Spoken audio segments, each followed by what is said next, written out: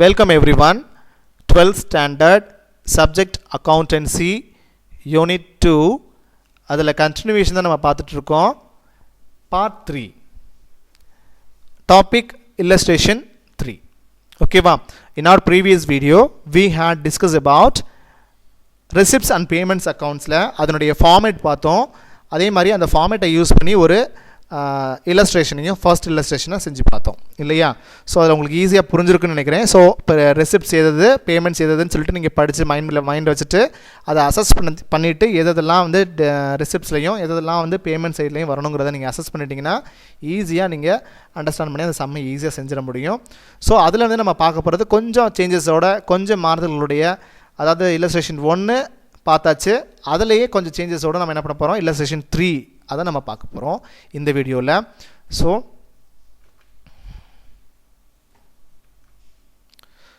from the following particulars of Chennai Sports Club, prepare receipts and payments account for the year ended 31st March 2018. So Chennai sports club அது வந்து ஒரு service நோக்கத்தோடு செய்யக்கூடிய ஒரு sports club தான். So அவங்களும் என்ன பண்ணுவாங்க, இந்த மாதிரியான நாட் ப்ராஃபிட் ஃபார் ஆர்கனைசேஷன் அப்படிங்கிற விஷயத்தை கடைபிடிப்பாங்க. So prepare receipts and payments account அப்படிங்கிறத நம்ம ப்ரிப்பேர் பண்ண போகிறோம். So year ended 31st March 2018. So அதில் ஓப்பனிங் கேஷ் பேலன்ஸஸ் ஆன் 1/4/2017 கொடுத்துருக்குறாங்க 10,000. அதே மாதிரி ஓப்பனிங் பேங்க் பேலன்ஸ் கொடுத்துருக்குறாங்க 1/4/2017 15,000. அதே மாதிரி interest paid 5,000, telephone expenses 7,000, upkeep ground 22,500. அதே மாதிரி life membership fees received 5,500, bad and balls purchased 13,000 and subscription received, அதாவது சப்ஸ்கிரிப்ஷன் வந்து பெற்றது எந்தெந்த இயர்லன்னு பாருங்கள், 2016 to 17 4,500, அதே மாதிரி 2017 to 18 65,000, அதே மாதிரி 2018 to 19 5,000. ஸோ அதனுடைய டோட்டல் அமௌண்ட் 74,500. அதே மாதிரி இதெல்லாம் மொத்தமாக ஓகேவா. ஸோ நம்ம முதல்ல பார்த்தோம், அந்த கரண்ட் இயராக இருந்தாலும் சரி, ப்ரீவியஸ் இயராக இருந்தாலும் சரி, ஃப்யூச்சர் இயராக இருந்தாலும் சரி, எல்லா அமௌண்ட்டையும் நம்ம கண்டிப்பாக என்ன பண்ணி ஆகணும், அது முதலினமா வரவினமாங்கிறத பார்க்குறத விட நம்ம எல்லாத்தையுமே ரிசிப்ட்ஸ் அண்ட் பேமெண்ட்ஸில் எடுத்துக்க தான் வேணும்னு சொல்லியிருக்கோம் இல்லையா. ஸோ டோர்னமெண்ட் எக்ஸ்பென்சஸ் அது கொடுத்துருக்குறாங்க. அதே மாதிரி டோர்னமெண்ட் ஃபண்ட் ரிசிப்ட்ஸ் கொடுத்துருக்குறாங்க. அதே மாதிரி க்ளோசிங் பேலன்ஸ் ஆஃப் கேஷ் 31/3/2018 என்ன பண்ணணும், அந்த அமௌண்ட்டு 5,000 கொடுத்துருக்குறாங்க. ஸோ இதை வச்சு என்ன பண்ணணும், நம்ம ரிசிப்ட்ஸ் அண்ட் பேமெண்ட்ஸ் அக்கௌண்ட் வந்து நம்ம ப்ரிப்பேர் பண்ணணும். In the books of Chennai Sports Club receipts and payments accounts, payments and receipts account for the year ended 31st March 2018. So receipts வந்து பேலன்ஸ் நம்ம கொண்டுட்டு வரணும் இல்லையா. ஓப்பனிங் பேலன்ஸஸ் ப்ராட் டவுன் கொண்டு வந்திருக்காங்க. கேஷ் அக்கௌண்ட் 10,000, பேங்க் அக்கௌண்ட் 15,000, ரெண்டுமே உங்களுக்கு ஃபஸ்ட்லேயே கொடுத்துருக்குறாங்க. அதோட டோட்டல் அமௌண்ட் 25,000. ஸோ அப்போ ரெசிப்ட் சைடில் வேறு என்னெல்லாம் இருக்குது அப்படின்னு சொல்லி பார்க்கும்போது லைஃப் மெம்பர்ஷிப் ஃபீஸ், ஸோ இது என்ன பண்ணணும், நம்ம ரெசிப்ட்ஸில் தான் கொண்டுட்டு வரணும் 5,500. அதே மாதிரி டோர்னமெண்ட் ஃபண்ட் ரிசிப்ட்ஸ், ஸோ இதுவும் ரிசிப்ட்ஸ் தான், ஸோ 15,000. அதே மாதிரி சப்ஸ்கிரிப்ஷன் ரிசீவ் பண்ணியிருக்கிறோம். ஸோ நிறைய மினிமம் ஒரு ப்ரெசன்ட், அதாவது கரண்ட் இயரில், ப்ரீவியஸ் இயரில் அண்ட் ஃப்யூச்சர் இயரில். ஸோ அதை மூணையும் போட்டு டோட்டல் பண்ணி என்ன பண்ணுவோம், நம்ம டோட்டல் அமௌண்ட் ரிசிப்ட்ஸ் கொண்டு வந்துடுவோம். ஸோ பேமெண்ட்ஸில் என்னெல்லாம் வந்துருக்குது, ஸோ இதெல்லாம் அப்படியே நீங்கள் கணக்கு வச்சு பார்த்தீங்கன்னா தெரியும், சம்மை வச்சு புக்கை வச்சு பார்த்தீங்கன்னா தெரியும். ஸோ இன்ட்ரெஸ்ட் பெய்டு 5,000 இருக்குது பேமெண்ட்ஸ். டெலிஃபோன் எக்ஸ்பென்சஸ் இதுவும் பே பண்ணுவோம் 7,000. அதே மாதிரி அன்கீப் ஆஃப் கிரவுண்ட்ஸ், ஸோ பராமரிப்பு செலவுகள், அதாவது கிரவுண்ட்ஸை, so 22,500. Bats and balls purchased என்ன பண்ணுறோம், இது ரெண்டையும் பர்ச்சேஸ் பண்ணியிருக்கிறோம், அந்த அமௌண்ட்டு பே பண்ணியிருப்போம் இல்லையா 13,000. அதே மாதிரி டோர்னமெண்ட், இது வந்து பால்ஸ் அண்ட் பேட்ஸ் பால்ஸ் வந்து பர்ச்சேஸ் பண்ணதை நம்ம ஃபார்மேட்டில் கொடுக்கலையே சார் அப்படின்னா நம்ம என்ன பண்ண முடியாது, அதை வந்து நம்ம கன்சிடர் பண்ணக்கூடாதா அப்படிங்கிறது இல்லை. ஸோ அதை வந்து கன்சிடர் பண்ணணும். நம்ம 3 இனங்கள் மட்டும்தான் நம்ம கன்சிடர் பண்ணக்கூடாதுன்னு சொல்லி நமக்கு முன்கூட்டியே கொடுத்துருக்குறாங்க, நம்ம தியரட்டிக்கலாக பார்க்கும்போது பார்த்தோம். ஸோ அது என்னென்னங்கிறது நம்ம வந்ததுன்னா பார்த்துக்கலாம் ஓகேவா. ஸோ இதெல்லாம் வந்து நம்ம கண்டிப்பாக எடுத்துக்கணும். ஸோ டோர்னமெண்ட் எக்ஸ்பென்சஸ், அதாவது ஏதோ ஸ்போர்ட்ஸ் அந்த டோர்னமெண்ட் நடத்துறதுக்காக செலவக்கூடிய செலவுகள், அதுக்கு நம்ம பே பண்ணியிருப்போம் 12,500 கொடுத்துருக்கோம்.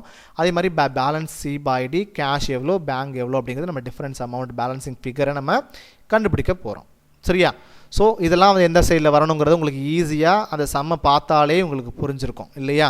ஸோ அப்போ அந்த வரும்போது நமக்கு எந்த சைடில் வந்து அதிகப்படியான தொகையாக இருக்குது அப்படின்னு சொல்லி பார்த்தீங்கன்னா உங்களுக்கு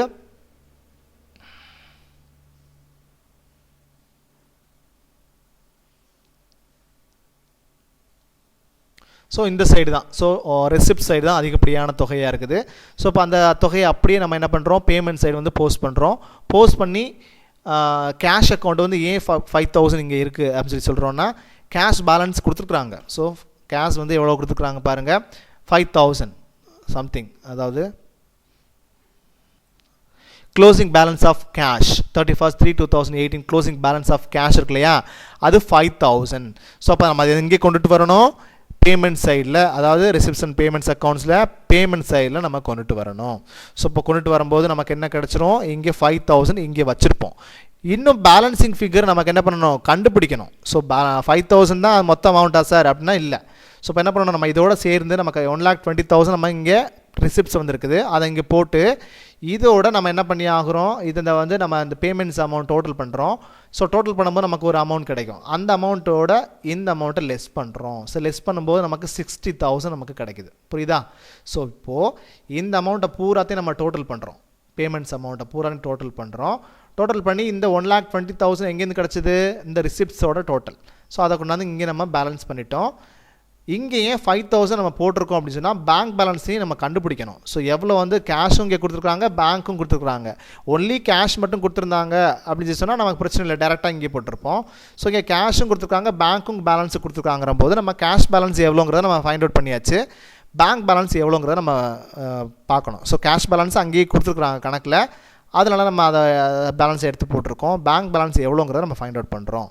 ஸோ இப்போ இதோட total amount, payments amount total amount post பண்ணது எவ்வளோ, 1,20,000. இதுலேருந்து மைனஸ் பண்ணும்போது 60,000 கிடைக்குது. ஸோ 60,000லேருந்து இந்த கேஷ் அமௌண்ட்டை நம்ம மைனஸ் பண்ணும்போது நமக்கு என்ன கிடைக்கும் அப்படின்னு சொல்லி பார்த்தீங்கன்னா 55,000 நமக்கு கிடைக்கும், சரியா? ஸோ இப்போ 60,000 நம்ம எதுலேருந்து இது 60,000 எப்படி கண்டுபிடிச்சோம், ரிசிப்ட்ஸோட டோட்டல் அமௌண்ட் ப்ளஸ் பேமெண்ட்ஸோட டோட்டல் அமௌண்ட் லெஸ் பண்ணும்போது நமக்கு 60,000 கிடச்சிது.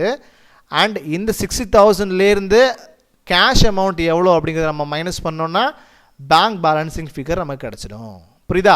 ஸோ 60,000 மைனஸ் 5,000, பேங்க் பேலன்ஸ் 55,000 நமக்கு கிடச்சிடும், புரியுதா? ஸோ இவ்வளோ தான் ஸ்டூடெண்ட்ஸ், இதுதான் மாறுதல்கள். இப்படி தான் கொஞ்சம் கொஞ்சம் சேஞ்சஸ் வருமே தவிர்த்து மற்றபடி இது பெரிய ஒரு விஷயமே இல்லை சம்ஸில். ஸோ அதே மாதிரி பாருங்கள், from the following particulars of Poompuhar literary association. So Poompuhar literary association சொல்லிட்டு ஒரு ஆர்கனைசேஷன் வந்து ஸ்டார்ட் பண்ணுறாங்க. Prepare receipts and payments account for the year ended 31st March 2019. So இதை அந்த கொடுத்துருக்கக்கூடிய அந்த டீட்டெயில்ஸை வச்சு நம்ம ரெசிப்ட்ஸ் அண்ட் பேமெண்ட் அக்கௌண்ட் வந்து ப்ரிப்பேர் பண்ணணும்.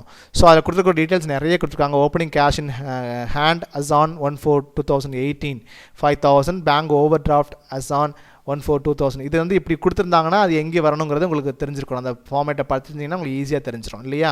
So 4,000, printing and stationery 1,500, interest paid 3,250, sale of investment 1,000, purchase of refreshments 1,500. Purchase பண்ணும்போது நமக்கு என்ன பேமெண்ட்ஸ் தான் இல்லையா? ஸோ அவுட்ஸ்டாண்டிங் சேலரி, ஸோ கொடுப்பட வேண்டியது, so 2,000. And endowment fund receipts 2,000, lighting charges 1,300, subscription received 20,000, repairs and rewards 2,500, conveyance paid 2,750, books purchased 10,000, insurance premium paid 4,000, sundry receipts 750, government and grants received 6,000, sale of refreshments 1,500, depreciation on buildings 2,000, cash at bank on 31st 3/2019 2,000. So இதை வச்சு என்ன பண்ணுங்கள், receipts and payments account solution பாருங்கள். So இப்போ இதில் நிறைய எதெல்லாம் வருங்கிறது பார்க்கும்போது நமக்கு ஈஸியாக பேலன்ஸிங் வந்து கேஷ் இன் ஹேண்ட் வந்து எவ்வளோ அப்படிங்கிறத கொடுத்துருப்பாங்க. 5,000 கொடுத்துருக்காங்க. அதே மாதிரி sale of investment, endowment fund receipts, அதே மாதிரி சப்ஸ்கிரிப்ஷன் ரிசீவ்ட், சன்ட்ரே ரிசிப்ட்ஸ், அதே மாதிரி கவர்மெண்ட் கிராண்ட்ஸ் ரிசிப்ட்ஸ், அதே மாதிரி சேல்ஸ் ரெஃப்ரெஷ்மெண்ட்ஸ், இது எல்லாமே இந்த சைடில் வரணும், ரெசிப்ட் சைடில் வரணும், புரியுதா? ஸோ அதே மாதிரி balance brought on bank over டிராஃப்டாக இருந்தால் அது பேமெண்ட் சைடில் வரணுங்கிறது நமக்கு கணக்கில் இருக்கக்கூடிய ரூல்ஸ் நம்ம தியரட்டிக்கலாக பார்க்கும்போது சொல்லியிருந்தோம். ஸோ பேங்க் ஓவர் டிராஃப்டாக இருந்தால் அது பேமெண்ட் சைடில் வரணும் அப்படிங்கிறது சொல்லியிருக்கோம். கேஷ் இன் ஹேண்டாக இருந்தால் அது ரெசிப்ட் சைடில் வரும் அப்படின்னு சொல்லியிருக்கோம். ஸோ அப்போ அதே மாதிரி பிரிண்டிங் அண்ட் ஸ்டேஷ்னரிஸ் வந்து பேமெண்ட்ஸ் ஆக அதுலேருந்து வாங்கும்போது பே பண்ணியிருந்திருப்போம். அதே மாதிரி இன்ட்ரெஸ்ட் பே பண்ணியிருக்கும் போது நம்ம பே பண்ணியிருப்போம். அதே மாதிரி பர்ச்சேஸ் ஆஃப் ரெஃப்ரெஷ்மெண்ட்ஸ், ஏதோ ரெஃப்ரெஷ்மெண்ட்ஸ் வந்து நம்ம பர்ச்சேஸ் பண்ணும்போது நம்ம பே பண்ணியிருந்திருப்போம்.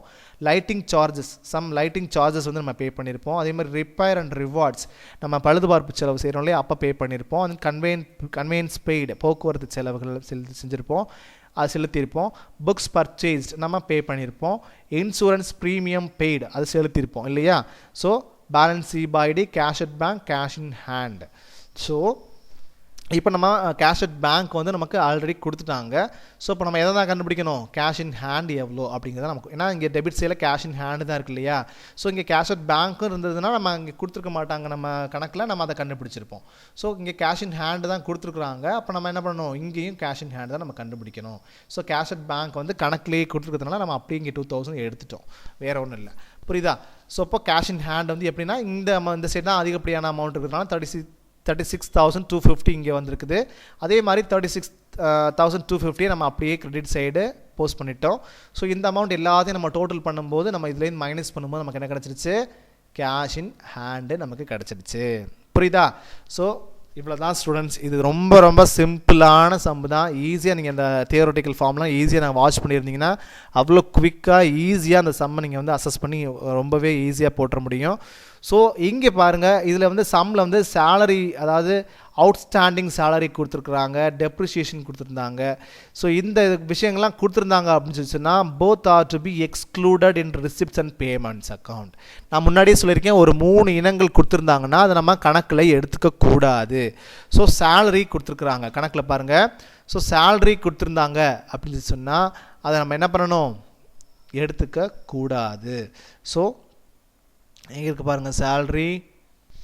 ஸோ இங்கே இருக்குது பாருங்கள் அவுட்ஸ்டாண்டிங் சேலரி. ஸோ இதெல்லாம் வந்து எடுத்துக்கூடாது. நம்ம முன்னாடியே சொல்லியிருக்கோம் இல்லையா, ஒரு 3 இனங்களில் இதுவும் ஒரு டிரான்சாக்ஷனை எடுத்துக்கூடாதுன்னு சொல்லியிருக்கிறோம். ஸோ அதே மாதிரி இன்னும் ஒன்று எடுத்துக்கூடாதுன்னு சொல்லியிருக்கிறோம். எதை சொல்லியிருக்கிறோம் சொல்லி பார்த்தீங்கன்னா டெப்ரிசியேஷன் வந்ததுன்னா. ஸோ டெப்ரிசியேஷன் வந்து கொடுத்துருக்காங்களா சார் அப்படின்னு சொல்லி பார்த்தீங்கன்னா இங்கே டெப்ரிசியேஷன் கொடுத்துருக்காங்க, அந்த பாருங்கள் டெப்ரிசியேஷன் ஆன் பில்டிங். அதே மாதிரி இந்த அவுட்ஸ்டாண்டிங் சேலரி. ஸோ இந்த மாதிரி அந்த 3 இனங்களில் ஏதாவது ஒரு இனங்கள் வந்து 2-3 வந்திருந்தது அப்படின்னு சொன்னால் அதை வந்து கண்டிப்பாக நம்ம என்ன பண்ணணும், இந்த ரெசிப்ட்ஸ் அண்ட் பேமெண்ட்ஸ் அக்கௌண்ட்டில் நம்ம ஒமிட் பண்ணணும், எக்ஸ்க்ளூட் பண்ணணும் அப்படிங்கிறத தெரிஞ்சுக்கோங்க.